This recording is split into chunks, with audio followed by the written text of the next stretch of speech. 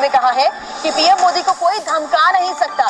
Putin ने कहा कि भारतीयों के खिलाफ एक्शन के लिए पीएम को डराया, धमकाया या मजबूर नहीं किया जा सकता। ये खबरें ही चलती दिखाई देती हैं कि मोदी के गुण गाए जा रहे हैं, मोदी को सल्यूट किया जा रहा है, मोदी की तारीफें की जा रही हैं। तो अब हुआ कुछ यूं है कि भारत के वजीर आजम नरेंद्र मोदी साहब को एक और दुनिया के बड़े लीडर ने सल्यूट। भारतीयों के राष्ट्रीय हितों की सुरक्षा के लिए पीएम मोदी के रुख को लेकर उन्हें आश्चर्य भी होता है।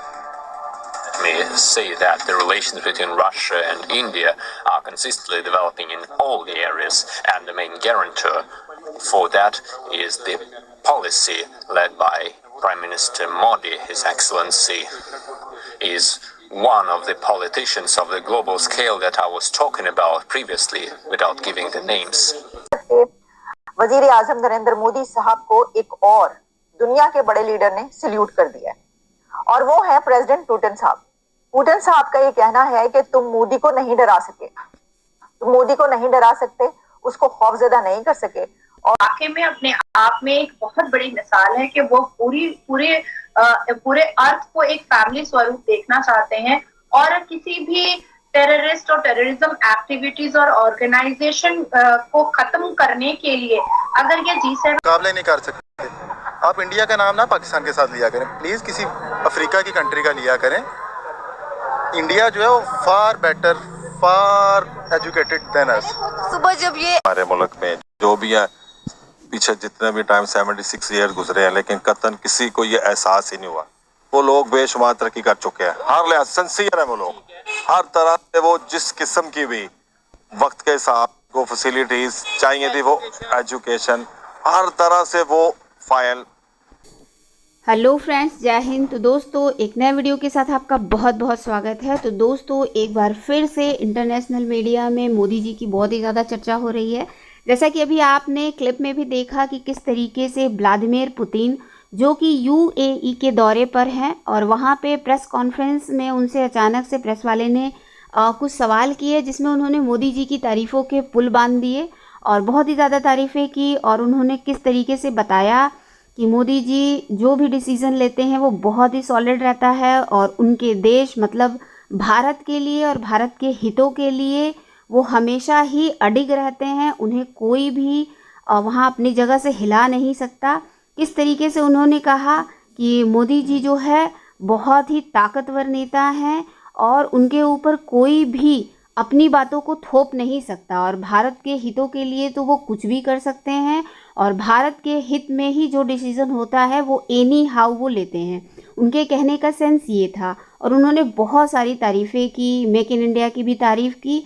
तो जैसा कि वो हर मंच पे करते हैं, वो एक बहुत ही कद्दावर नेता है, आप सबको पता है। तो आइए चलिए इसकी चर्चा। साल हो गए पूरी दुनिया में ये खबरें ही चलती दिखाई देती हैं कि मोदी के गुण गाए जा रहे हैं, मोदी को। तो साल हो गए पूरी दुनिया में ये खबरें ही चलती दिखाई देती हैं कि मोदी के गुण गाए जा रहे हैं, मोदी को सल्यूट किया जा रहा है, मोदी की तारीफें की जा रही हैं। तो अब हुआ कुछ यूं है कि भारत के वजीर आजम नरेंद्र मोदी साहब को एक और दुनिया के बड़े लीडर ने सल्यूट कर दिया है और वो है प्रेसिडेंट पुतिन साहब।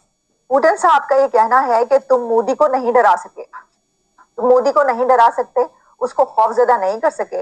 और मोदी एक ग्लोबल स्केल का लीडर है, दुनिया का बड़ा लीडर है और उन्होंने सल्यूट किया है।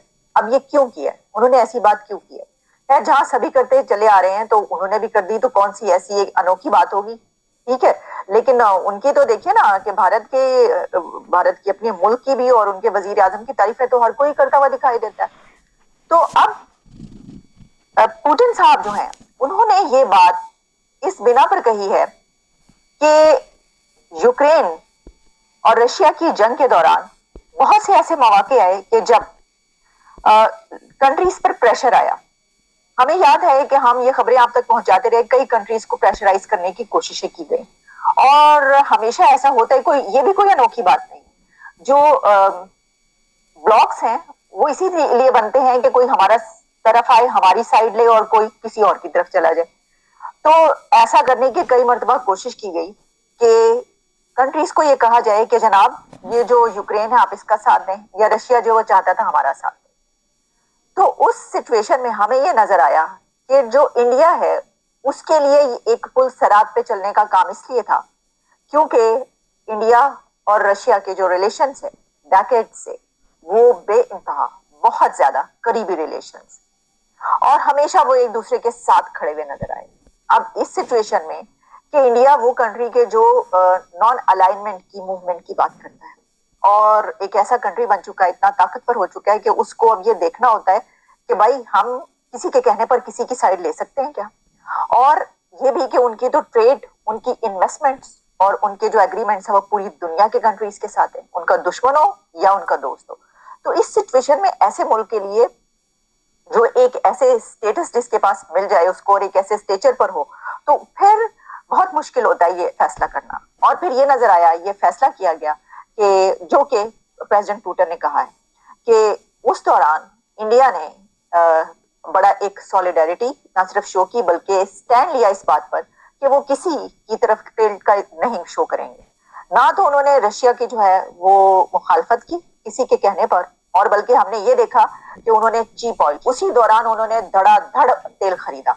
अब देखिए जो प्रेसिडेंट पुतिन ने बात की है, इंडिया के तेल खरीदने के बिना पर ना सिर्फ ये कि रशिया को फायदा हुआ और रशिया ने इसका इजहार भी किया। अभी मैं आपको सुनाती हूँ वो बात कि जो प्रेसिडेंट पुतिन की तरफ से प्राइम मिनिस्टर नरेंद्र मोदी को सैल्यूट किया गया, उन्होंने क्या बातें की वो मैं आपको बताती हूँ। लेकिन सबसे बड़ी जमहूरियत इंडिया की है, ठीक है, हमें किसी चीज का कामों से कंपेयर नहीं कर सकते।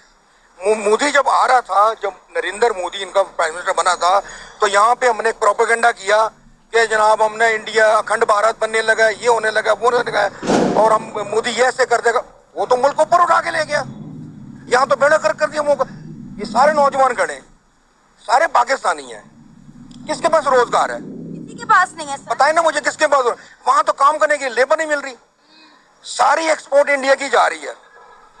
दुबई के अंदर, मैं खुद भी, दुबई के अंदर जितने मेगा स्टोर हैं, जो बड़े मेगा स्टोर हैं, यहाँ तो मेगा स्टोर आपको 2-3 बड़े बड़े स्टोर हैं, वो ना होने के बराबर है। उनके जो मेगा स्टोर मैं आपको बता रहा हूँ, वो इतने बड़े मेगा स्टोर है कि वो पाकिस्तान की आधी इकोनॉमी वो खुद चला सकते हैं, इतने बड़े मेगा। उन मेगा स्टोरों के अंदर जो 75% सामान है ना, वो इंडिया का पड़ा हुआ है। आपको पता है कि नरेंद्र मोदी साहब ने कहा है कि अगला टेन्योर उनका आएगा तो मजीद इंटरनेशनल मार्केट जो है उनकी वैल्यू बढ़ेगी, इंटरनेशनल इन्वेस्टर जो है वो इंडिया में आएगा। ऑलरेडी पूरी दुनिया देख रही है कि नरेंद्र मोदी के 2 टेन्योर्स में भारत कहां से कहां पहुंच गया, चांद पर पहुंच गया, सूरज पर पहुंच गया। आप मुझे ये बताएं, अगर अगला टेन्योर भी नरेंद्र मोदी का आ जाता है तो इंडिया की कामयाबी का नेक्स्ट लेवल क्या होगा? मैं बता रहा हूँ, अमेरिका को टक्कर दे रहे हैं। और मैं देखिए, आप ये देखिए कितनी बदकिस्मती हमारी कि एक तरफ चाइना है जो दुनिया की दूसरी बड़ी इकोनॉमी है, एक तरफ हमारे इंडिया बैठा हुआ है, जो मेरा ख्याल है कि शायद अब कुछ जमाने में जाके इंडिया को टक्कर देगा। टोनी बिल्किन साहब इंडिया गए थे, हालांकि वो मैं उसको कंफर्म नहीं कर पाया। यहाँ पे खबर किसी ने लगाई थी कि जब टोनी बिल्किन भारत गए तो उन्होंने वहां पे डॉक्टर जयशंकर से कहा है कि कनाडा के साथ आप बात करें या उस प्रॉब्लम को सॉल्व करें, लेकिन मैं बाद में उसको सर्टिफाई नहीं कर सका। लेकिन वो उस पे कनाडा बैकफुट पे है, क्योंकि जो वहां पे जस्टिन ट्रूडो है उसकी पॉपुलैरिटी वैसे नीचे जा रही